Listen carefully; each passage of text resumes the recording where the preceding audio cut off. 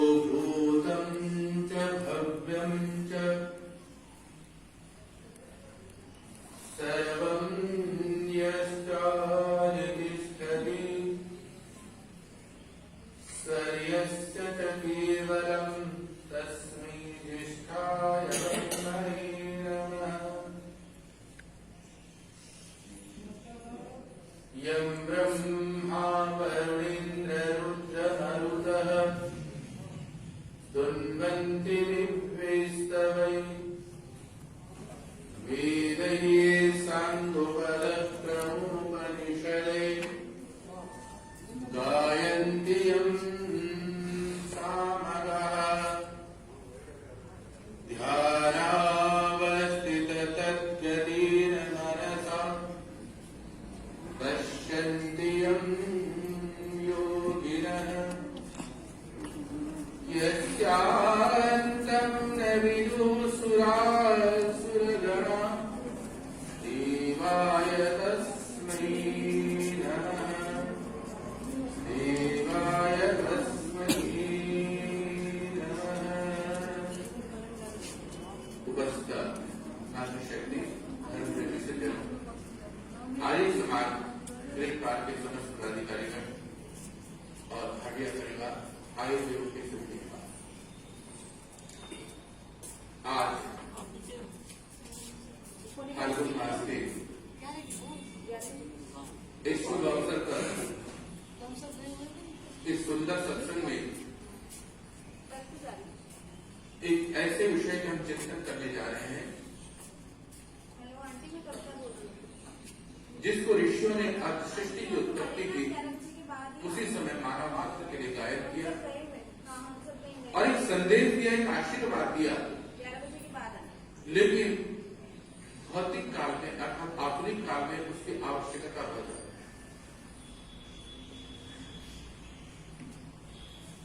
कभी कभी हम देखते हैं कि परिवार में और समाज में और राष्ट्र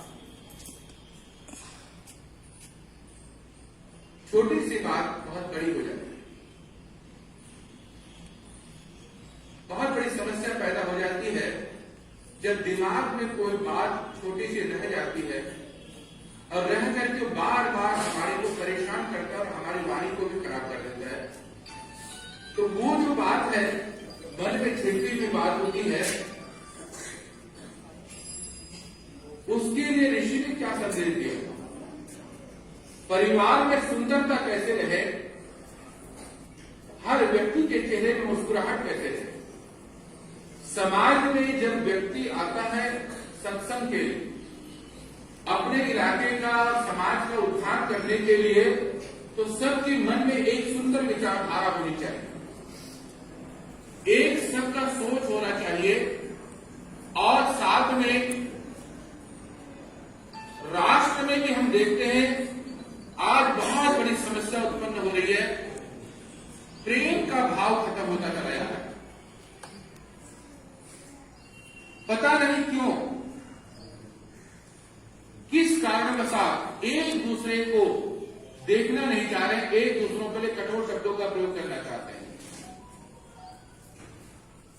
अपनी अपनी मानसिक और वाणिक शक्ति को, वाचिक शक्ति को बहुत अधिक उबाल के साथ बाहर लाना चाहते हैं।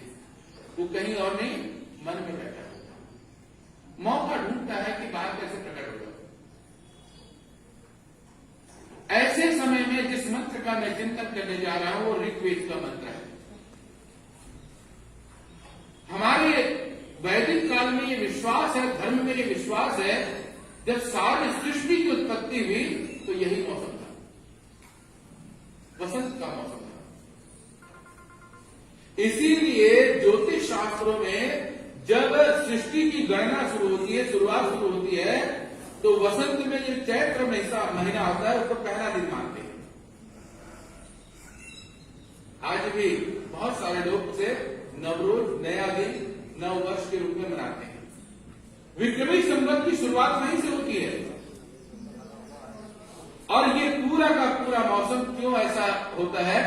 क्योंकि सृष्टि की उत्पत्ति में जब भगवान ने उत्पन्न किया तो ये जो वसंत ऋतु है, वसंत ऋतु के होली के बाद वाला जो मौसम था बस इन्हीं दिनों में उत्पत्ति हो गई उसकी। कैसे उत्पत्ति हुई? कहते हैं जब सृष्टि की उत्पत्ति हुई तो सारी के सारी धरती फूलों से फलों से लदा हुआ था, खुशबू। कुछ दिनों के पश्चात आप देखेंगे प्रकृति ने अपने सारे के सारे पुराने मतभेद को, पत्तों को जमीन पे ला देना और नए नए कोपल, नए नए किसले खिल करके हर प्रकृति के पौधे पर एक सुंदर सी मुस्कुराहट पैदा हो जाए और सारी धरती, सारी प्रकृति इतने सुंदर वस्त्र से ढक जाती है।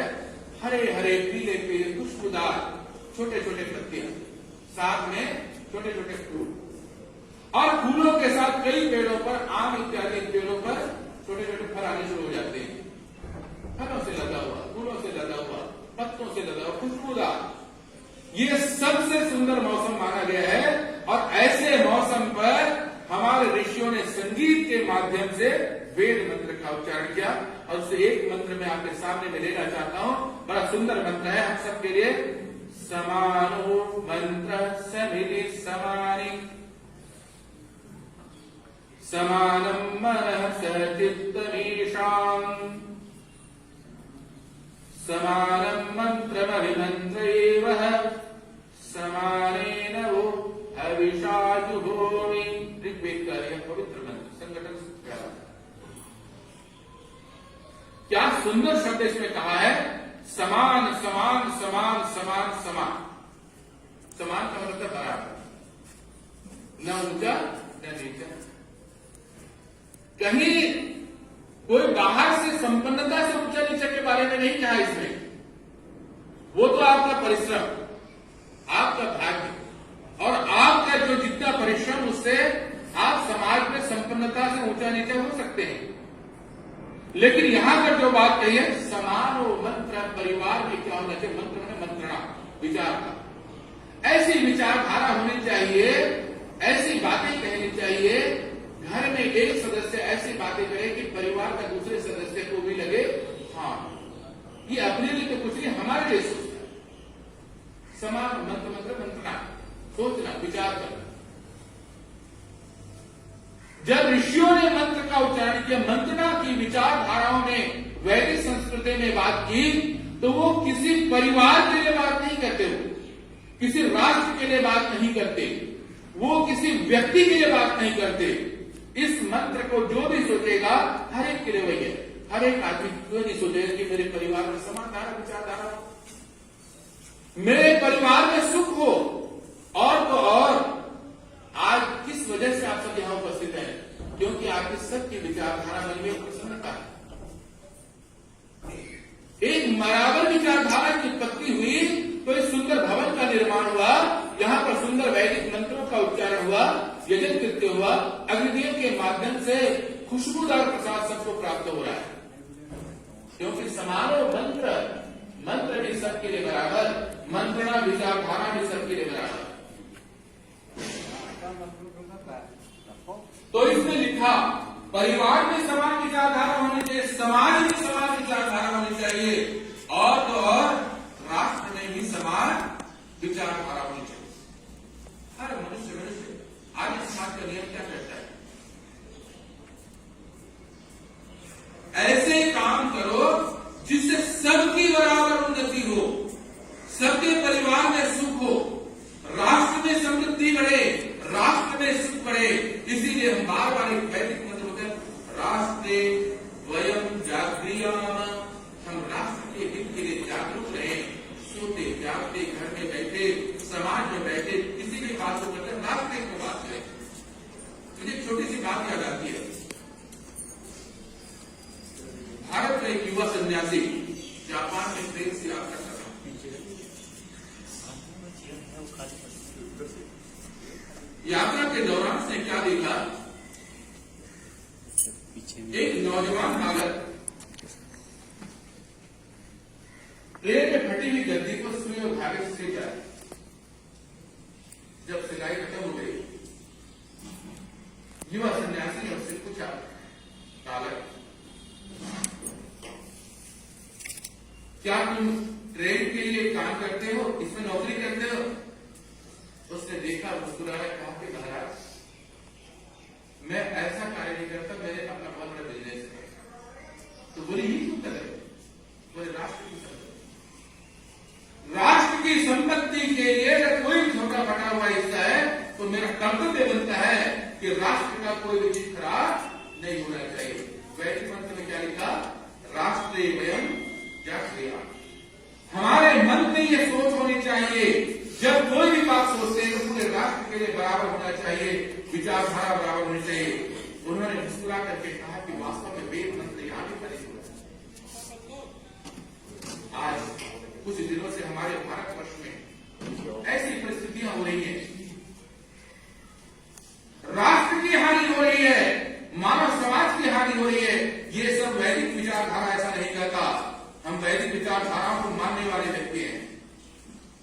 हमारे अंदर कहा गया समानो मंत्र समाधि समानी। हमारी मंत्रणाओं में समानता होनी चाहिए, एक दूसरे के प्रति प्रेम भाव होना चाहिए, सद्भावना होनी चाहिए, विचारधाराएं उत्तम होनी चाहिए, एक दूसरे को हम सहायता करने के लिए गले लगने के लिए तैयार रहें। छोटी छोटी बातों को दूर करके राष्ट्र हित के लिए बात करें, परिवार हित के लिए बात करें, समाज में बैठे तो समाज के हित के लिए बात करें। अगला शब्द बड़ा सुंदर है, समिति ही समाज। समिति का मतलब होता है, वैसे तो समाज में कहते हैं जब कुछ लोग इकट्ठे हो जाते हैं तो समिति कहलाती है, मतलब समाज को प्रगति कैसे दें, यहां पर होता है गति। जब आप किसी भी विचारधारा को लेकर के गति देना चाहते हैं परिवार को, तो ऐसे कार्य करें जिससे परिवार में गति हो, समाज में गति हो, राष्ट्र में गति हो। लेकिन कैसे हो? समाज बराबर। अगर मान लिया प्रभु ने आपको शक्ति दी है कि आप ज्यादा काम कर सकते हैं तो ज्यादा देर काम करें। कुछ लोगों को ऐसा है, कम समय दिया है तो कम काम करे, लेकिन जो बाकी समय सोचे, थोड़ी देर वेद मंत्रों को सोचे, हमारे वैदिक विचारधाराओं को सोचे, थोड़ी देर परिवार के हित के लिए सोचे। ऐसा जो कोई व्यक्ति कार्य करता है तो वेद मंत्र नहीं भूत होता है। और क्या कहते हैं? समानम सहचित्त हिता। ये तो बड़ा गजब है। इसमें दो शब्द है, समानम मन सहचित्त हिता। चित्त का मतलब भी मन होता है, लेकिन मन का मतलब भी मन होता है। यहां पर दो बार क्यों प्रयोग किया गया? तो बहुत सुंदर बात कही है, मन और चेतना में बड़ा फर्क है। अब हम लोग यहां बैठे हुए, हमारा मन कहीं दूर होता है, हम कहीं भी अपने परिवार के सदस्य के साथ बैठे हो सकते हैं, किसी मित्र के लिए के साथ बैठे हो सकते हैं। शरीर यहां होगा लेकिन मन कहीं और होगा, वो मन है। हो सकता है कि हम अपने भविष्य की चिंतन कर रहे हो, आज के काम काज के बारे में चिंतन कर रहे हो, कुछ ना कुछ सोच रहे होंगे। बिना सोचे जो नहीं रहता वो ध्यानी हो जाता है, योगी हो जाता है। लेकिन एक बात यहां पर कहेंगे, मन को चित्त में बदल। चित्त का मतलब होता है चेतन। जब मन जागा हुआ रहता है वो ये कहता है कि मैं जहां पर हूं वहां पर क्या हो रहा है, क्या बोला जा रहा है, उसमें क्या ताकत है, क्या नहीं है, इसके बारे में जब सोचता है तो मन मन नहीं रह जाता, वो चेतना हो जाता है, तो जाग जाता है, चित्त जाग जाता है। जब मन में चेतना शक्ति आ जाती है तो जीवन परिवर्तन हो जाता है। तो इस प्रसंग को लेकर के मैं एक बात भी कहना चाहूंगा, सुंदर प्रकरण है, उसे जोड़ना चाहूंगा इससे। आप सब लोग कल होलिका दहन के लिए तैयार है। इस तो पुराने जमाने में नवसृष्टि कहा जाता था।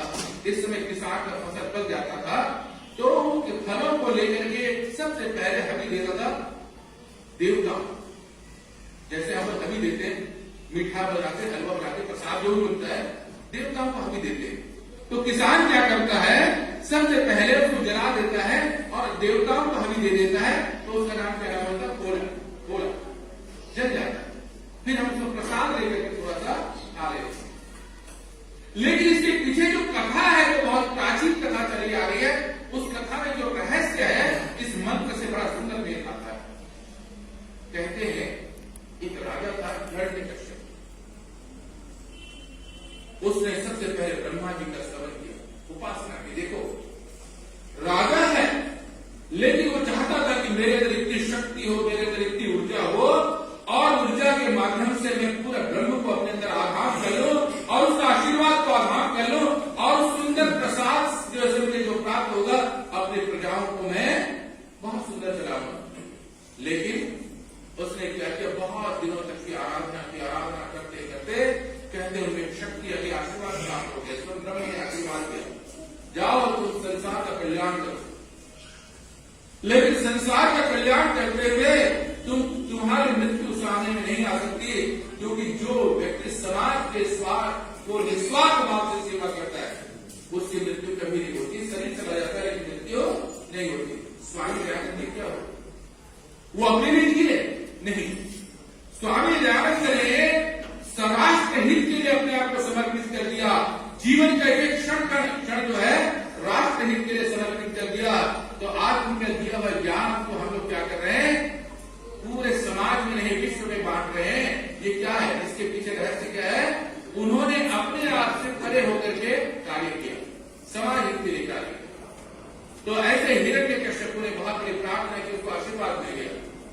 लेकिन आशीर्वाद लेने के पश्चात बड़ा अच्छा शासन करते करते उसके दिमाग में एक चीज घुस गई। ये बहुत लोगों के दिमाग में घुस जाता है, ये सबसे बड़ा कठिन चीज है। वो क्या कहते हैं? अहंकार। अहंकार को ढूंढोगे तो कहीं नहीं मिलेगा। घर में ढूंढो तो नहीं मिलेगा, समाज में ढूंढो तो नहीं मिलेगा, किसी देश के कोने कोने में जाकर के ढूंढो तो नहीं मिलेगा। मिलेगा कहां?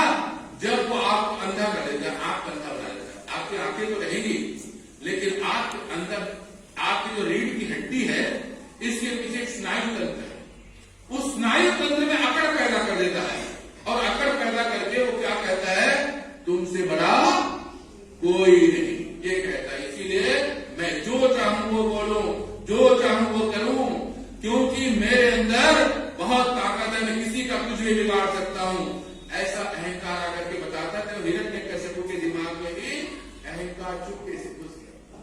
उसके दिमाग में बात आ गई, मुझे तो वरदान मिल गया है। और उसने समाज के लिए उसने ब्रह्म से मांगा था, तपस्या की थी। देखो कितनी सुंदर बात है, तपस्या करके उसने ब्रह्म से वरदान मांगा कि मैं समाज हित के लिए कार्य करूंगा।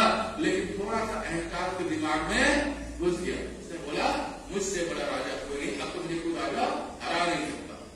मैं अपने क्षेत्र को विस्तृत करता चला जाऊंगा, विस्तृत करता चला जाऊंगा और मेरे सामने में कोई टिक नहीं पाएगा। वो अहंकार बुलवा रहा था। अब तक से ब्रह्म की उपासना करने वाला व्यक्ति क्या कहने लग गया? अहंकारी कहला गया। ये अहम बड़ा खतरनाक है। पूरे महाभारत का युद्ध, पूरे रामायण के युद्ध के पीछे अगर कोई बात है तो सिर्फ अहंकार है और कुछ नहीं। मैं गीता का जो पहला शब्द है उसमें लिखा धर्म क्षेत्र कुरुक्षेत्र। अगला शब्द बड़ा सुंदर है, माम का पांडवा से, मेरे व्यक्ति, मेरा मेरा मैं, मेरे व्यक्ति के लिए मैं सारा राष्ट्र को इकट्ठा करूंगा, किसी को नहीं आने दूंगा। ये चीज प्रारंभ घर में भी एक स्थिति होती है, मेरी चलेगी मेरी, तुम्हारी कैसे चलेगी? वहीं से लड़ाई। समाज में अच्छा यहां का मुखिया मुझे होना चाहिए, तुम कैसे हो सकते, तुम वोट कैसे सकते हो? लड़ाई शुरू। राष्ट्र में भी यही बात है। आज पूरे विश्व में यही बात है। एक देश कहता है मैं सारे राष्ट्र का, दुनिया का मुखिया बनना चाहता हूं। जहां जहां मैं घुस जाएगा वहां पर भाषा बदल जाएगी, वहां व्यवहार बदल जाएगा, बातचीत बदल जाएगा, हमारा वैदिक चिंतन समाप्त हो जाएगा। मंत्र में क्या लिखा हुआ है? समानम मनः सहजितमीशाम। मेरे मन जो है चेतना शक्ति से परिपूर्ण हो जाए, मेरे मन में अच्छी विचारधाराएं विद्यमान रहे, मेरे मन में सद्बुद्धि रहे, मेरी विचारधाराएं सुंदर रहे। हम ये बात कहते हैं, लेकिन हिरण्यकश्यप के दिमाग में ये बात नजर नहीं आई। कब? जब अहंकार घुस गया। अहंकार को देखना चाहो दिखता नहीं है, लेकिन जब शरीर ठंडा हो जाता है, नसें थोड़ी से शांत हो जाती है, तब लगता है ऐसा क्यों किया? अपने आप को सोचता है क्यों किया? तब क्या पता लगता है? मैं गलती कर, अपनी गलती का आभास। तो इसीलिए हिरण्यकश्यप के दिमाग में भी अहंकार बैठ गया और उसने सबसे यही कह दिया, जो भी है मैं ही हूं, इसी दुनिया में कोई नहीं है। लेकिन उसका पुत्र पहला, एक दिन पिता और पुत्र में बातचीत हो रही थी। पिता ने बड़े प्रेम से पूछा, पुत्र तुम सबसे बड़े किसको मानते? बोले मैं सबसे बड़ा भगवान। बोले मुझे नहीं, मैं परिवार का मुखिया हूं, मैं देश का मुखिया हूं, मैं देश को चलाता हूं। उसने कहा कि नहीं, आप नहीं चलाते, भगवान चलाता। आपको भी भगवान चलाता है, मुझे भी भगवान चलाता है। तुम उसको समर्पित कर दो, देखो देश कितना सुंदर चलेगा। लेकिन दिमाग का जो अहंकार था ना, वो और कठोर हो गया। बोले कि प्रहलाद, ऐसी बातें मत करो, ये तुम्हारे लिए अच्छा नहीं होगा। उसने कहा कि पिताजी आप ऐसी बातें मत करो, प्रेम की बात करो, स्नेह की बात करो, दूसरों को सेवा की बात करो, दूसरों को सम्मान देने के बारे में बात करो। प्रहलाद, तुम ऐसा नहीं कर सकते, ऐसी भाषा नहीं बोल सकते। भगवान को चले, क्योंकि मुझे अभयता मिली है, मैं मृत्यु को भी प्राप्त नहीं हो सकता, मुझे कोई कुछ नहीं बिगाड़ सकता, इसलिए तुम मेरी बात मानोगे, मुझे महान मानोगे। तो उसने कहा कि नहीं पिताजी, मैं आपको महान नहीं मानूंगा, मैं भगवान को महान मानूंगा। उससे जब संस्कार थे उसकी मां का नाम कयाधु था। जब इधर से वो तपस्या करने चले गए थे, माँ जो है एक आश्रम में बैठ करके अपने आप को आत्मचिंतन करने में लगे हुए थे, तो वो सारे के सारे संस्कार बालक में आ गए थे। तो इसीलिए बालक प्रहलाद भी जो है विनम्र होकर के भगवान को समर्पित था। आपने देखा होगा राम और भरत की खूबी क्या थी, क्यों हम ये उपासना करते हैं, क्यों श्री रामचंद्र की जय कहते हैं, क्यों भरत का सम्मान करते हैं, क्यों भरत मिलाप को बार बार देखना चाहते हैं। उसकी मुख्य वजह एक ही थी, भरत जाकर के राम से कहते कि हे राम, सबसे बड़े तो आप हो, पिताजी के बाद आप ही को शासन करना चाहिए। माँ से जब कोई गलती भी हो गई है तो ये माँ की गलती नहीं है, समय की गलती है, इसको छोड़ दो, आकर के सबका संभाल लो। तो उसने कहा कि नहीं, पिताजी का आदेश को तो मैं पालन करूंगा, लेकिन तो बोले कि राज्य तो तुम चलाओगे। भरत कहता है कि मैं नहीं चला। तो बोले क्या करो? बोले खड़ाओं को दे दो। खड़ाओं को लेकर के राज गद्दी पर रख देता है, कहता आज से राजा रामचंद्र, महाराज रामचंद्र हैं, मैं नहीं हूं, मैं तो सेवक हूं। राजा उनको मानूंगा और उनकी सेवा करता रहूंगा, समाज में अभय बनाऊंगा, समाज में सुंदरता बनाऊंगा। इसीलिए हम राम को याद करते हैं, भरत को याद करते हैं, क्योंकि निरहंकार भाव से दूसरे का सम्मान देते हुए कह रहे हैं, एक पिता के बच्चों को सम्मान दे रहा है, एक भाई के बच्चों को सम्मान दे रहा है, सब एक दूसरे को सम्मान देने में लगे हुए हैं, एक दूसरे की तारीफ कर रहे हैं, एक दूसरे